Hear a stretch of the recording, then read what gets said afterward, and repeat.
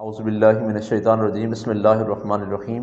ماہ رمضان مبارک کی پر نور ساعتوں کے اندر معلوماتی سلسلہ کے اندر ہم ایک نئے موضوع کے ساتھ آپ کی خدمت میں حاضر ہیں۔ اللہ رب العزت نے معاشرے کی بہتری اور پسے ہوئے اور محروم طبقات کی داد رسی کے لیے صدقات و خیرات کا نظام قائم کیا ہے، اور شریعت مطہرہ نے اس کے احکام اور مسائل ہمیں بتائے ہیں۔ یاد رکھیں، صدقات دو قسم کے ہیں، ایک واجبی صدقہ ہے اور ایک نفلی صدقہ ہے۔ واجبی صدقات کے اندر زکوٰۃ اور عشر بھی شامل ہیں۔ آج کی ہماری گفتگو عشر کے حوالہ سے ہے۔ عشر کیا ہے؟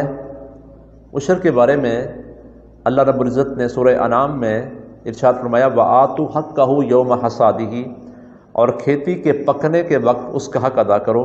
اب اس کا حق کیا ہے؟ مفسرین کرام فرماتے ہیں کہ کھیتی کا حق عشر ہے۔ اب عشر کس زمین پر ہے؟ عشر سے مراد کیا ہے؟ ہر وہ پیداوار جو زمین سے حاصل ہوتی ہے، زمین سے حاصل ہونے والی ہر پیداوار پر یا عشر ہے یا نصف عشر ہے۔ عشر کیا ہے اور نصف عشر کیا ہے؟ احادیث طیبہ میں بھی اس پر ذکر ملتا ہے۔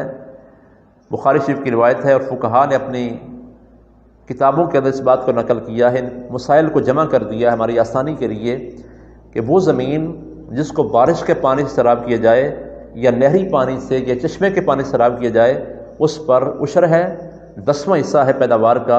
اور وہ زمین جس کو آپ پانی خرید کر سیراب کرتے ہیں یا ٹیوب ویل کے ذریعے سیراب کرتے ہیں یا بیلوں کے ذریعے سیراب کرتے ہیں، پانی لا کر سیراب کرتے ہیں، اس زمین پر 20واں حصہ عشر ہے۔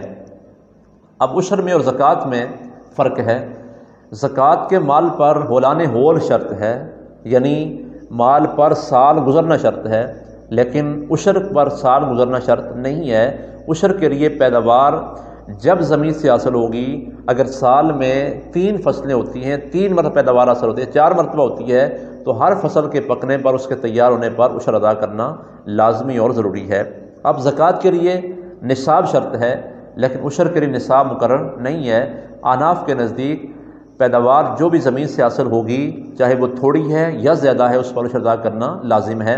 ایسے ہی عشر کے لیے عاقل اور بالغ ہونا شرط نہیں ہے۔ وہ بچہ جو نابالغ ہے یا نابالغ بچی ہے، جس کی زمین ہے اور اس سے پیداوار حاصل ہو رہی ہے، اس پر بھی عشر ادا کرنا لازمی ہے۔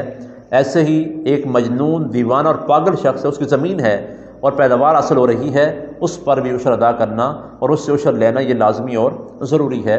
ایک اہم مسئلہ یہاں پر یہ یاد رکھیں کہ بعض اوقات ہمارے کاشتکار اور زمیندار بھائی سارے اخراجات نکالتے ہیں، اخراجات نکالنے کے بعد پھر عشر ادا کرتے ہیں، کٹائی کا خرچہ ہے، پانی کا خرچہ ہے۔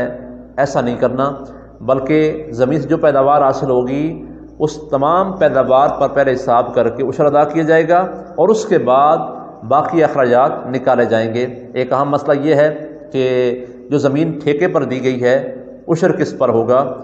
تو اگر یہ طے ہوا ہے کہ قیمت ٹھیکیدار نے مالک کو ادا کرنی ہے، سال کی اتنی قیمت دینی ہے، تو جو پیداوار حاصل ہوگی اس کا عشر پھر زمیندار کو ہی ادا کرنا ہے، مالک کے ذمہ عشر نہیں ہوگا۔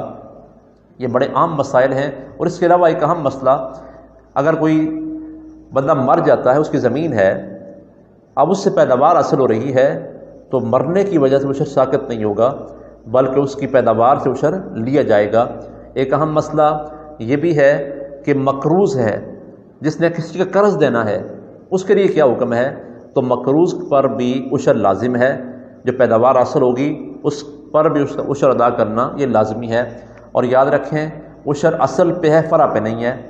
مثلا گندم کی فرع بوسا ہے، ہم بوسے پر عشر نہیں ہے، گندم پر عشر ہوگا۔ بوسا جو فرع ہے، اصل پر عشر ہوگا، اس پر نہیں ہوگا۔ ایسے یہ بات بھی یاد رکھیں، زمین سے اگر پھل حاصل ہوتے ہیں، فروٹ حاصل ہوتے ہیں، پھول حاصل ہوتے ہیں، گنا ہے، ترکاریاں ہیں، سبزیاں ہیں، جو بھی زمین سے چیز حاصل ہوگی، پیداوار ہوگی، اس پر عشر ادا کرنا لازمی ہے۔ یہ چند مسائل تھے جو آپ کے سامنے عرض کیے۔ اب میں آخر میں اپنے کاشتکار اور زمیندار بھائیوں سے یہ اپیل کروں گا کہ دارالعلوم قاسمیہ فاروقیہ قصب شریف ایک اہم دینی ادارہ ہے، چونکہ مدارس دینیہ کا تمام ترین انحصار صدقات و خیرات پر اور زکوٰۃ پر ہے، کوئی مالی سپورٹ حکومت کی طرف سے نہیں ہے۔ یہ دین کے ادارے جہاں پر یتیم بچے پڑھتے ہیں، مسکین بچے پڑھتے ہیں، جہاں پر بے سہارا بچے پڑھتے ہیں، جو دین کا علم حاصل کرتے ہیں، آپ سے گزارش کی جاتی ہے، اپیل کی جاتی ہے کہ اپنے عشر کے اندر اپنے دینی ادارے کو نہ بھولیے گا، خود یہاں پہ اپنا عشر کا جتنا بھی عشر بنتا ہے پیداوار کا یہاں پہنچانے کا انتظام کیجئے، ہمیں فون کیجئے، ہم آپ سے وصول کریں گے۔ اور ایسے ہی ہمارے وہ بھائی جو ماہ رمضان میں زکوٰۃ نکالیں گے ان سے اپیل کی جاتی ہے اپنے زکوٰۃ کے اندر، صدقات و خیرات کے اندر اپنے اس ادارے کو ضرور یاد رکھیں تاکہ یہاں سے دین کے طالب علم تیار ہو کے جائیں اور معاشرے کی بہتری کے لیے اپنا کام کریں۔ یہ آپ کا تعاون دین کا تعاون ہوگا، آپ کا تعاون اللہ کی راہ کا تعاون ہوگا، اللہ کی رضا کے لیے، اللہ کے دین کی سربلندی کے لیے آپ تعاون کریں گے، اللہ کے دین کی مدد کریں گے تو اللہ فرماتا ہے ان تنصروا اللہ ینصرکم، اگر تم اللہ کے دین کی مدد کرو گے اللہ تمہاری مدد کرے گا، اللہ تمہاری مشکلوں سے تمہیں نکال دے گا۔ اللہ کے نبی نے فرمایا صدقہ بلاؤں کو ٹال دیتا ہے، صدقہ بیماریوں کو دور کر دیتا ہے۔ اپنے بیماروں کا علاج صدقات و خیرات کے ذریعے کیجئے، اپنی بلاؤں اور آفتوں کو صدقہ کے ذریعے ٹال لیجئے، اللہ کو راضی کیجئے۔ اللہ تعالیٰ کی بارگاہ میں دعا ہے کہ مالک ہمیں ان باتوں پر عمل کرنے کی توفیق نصیب فرمائے اور اس پیغام کو دوسروں تک پہنچانے کی بھی توفیق اللہ ہمیں نصیب فرمائے۔ وما علینا الا البلاغ المبین۔